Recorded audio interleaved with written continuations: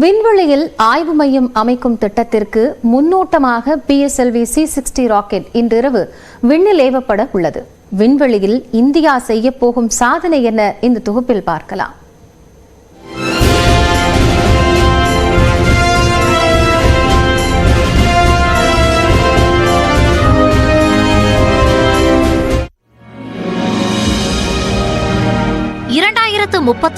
ஆண்டு விண்வெளியில் விண்வெளி ஆய்வு மையம் அமைக்க இந்திய விண்வெளி ஆராய்ச்சி மையமான இஸ்ரோ திட்டமிட்டுள்ளது.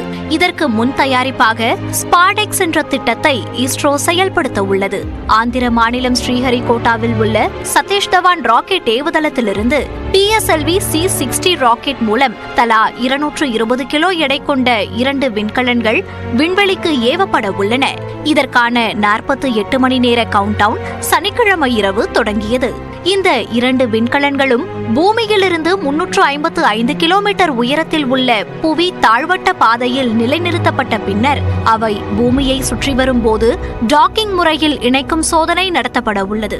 இந்த சிக்கலான பணியை தான் ஸ்பாடெக்ஸ் விண்கலம் மேற்கொள்ள உள்ளது. இந்த விண்கலத்தில் சேசர் மற்றும் டார்கெட் எனும் 2 அமைப்புகள் உள்ளன. 2 அமைப்புகளும் அதிவேகமாக பூமியை சுற்றி வரும் வேளையில் சேசர் அமைப்பு டார்கெட் அமைப்பை துரத்தி விரைவாக அதனுடன் இணைய வேண்டும். விண்கலம் விண்ணில் செலுத்தப்பட்ட 10 நாட்களுக்கு பிறகே அவற்றை இணைக்கும் பணி நடைபெறும் என்று மூத்த விஞ்ஞானி வெங்கடேஸ்வரன் தெரிவித்தார். இந்த ராக்கெட் போயிட்டே இருக்கும்போது முதல்ல ஒரு செயற்கைக்கோளை வெளில விட்டுரும். அப்புறம் கொஞ்ச நேரத்திலே சில நொடிகள்லயே 2வது செயற்கைக்கோளை விட்டுரும். ரெண்டுத்துக்கு இடையில கொஞ்சம் கேப் இருக்கிறதுனால இந்த 10 நாள்ல அந்த கேப் 50 கிலோமீட்டரா ஆயிடும். அப்போ 50 கிலோமீட்டர் தொலைவில் இருக்கக்கூடிய 2 விண்கலங்கள் விண்வெளியில ஒன்னோட ஒண்ணு பக்கத்துல சேரணும். விண்வெளியில் இருக்கும் போது 2 விண்கலன்களை இணைப்பது மட்டுமில்லாமல் இணைக்கப்பட்ட 2 விண்கலன்களுக்கு இடையே தகவல் பரிமாற்றம் உள்ளிட்டவை குறித்தும் பரிசோதனை நடத்தப்பட உள்ளது.